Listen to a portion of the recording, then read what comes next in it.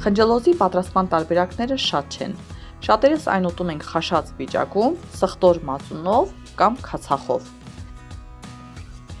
Այսօր ես ձեզ կներկայացնեմ խնջլոզի պատրաստման մի հետաքրքիր տարբերակ, այսպես ասած ճաշատեսակ։ Խնջլոզները լավ լվանում ենք եւ ջրքամում։ Թավան դնում ենք գազօջախի վրա եւ մեր լվացած խնջլոզները լցնում ենք թավայի մեջ։ Վրան ավելացնում ենք ընդամենը կես սուրճի բաժակ ջուր։ Շատ ջուր չենք լցնում, որպեսզի խնջլոզը ավելորդ չեփվի, չխաշվի, կիսահում մնա։ Թավան ծածկում ենք կափարիչով եւ թողնում ենք եփվի ընդամենը 2-ից 3 րոպե։ Բացում ենք կափարիչը, թեթև խառնում խնջլոզները եւ թավայի մեջից փորձում ենք ինչքան հնարավոր է դատարկել մեջի եղած ջուրը։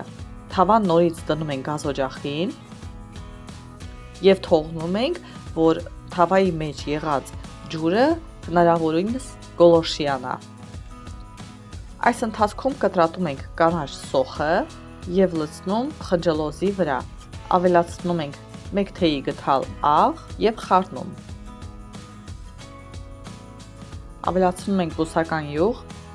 Մկրատով կտրատում ենք խնջլոզները, որպեսզի շատ երկար չմնան։ Կարող եք չկտրատել, այդպես օգտագործել։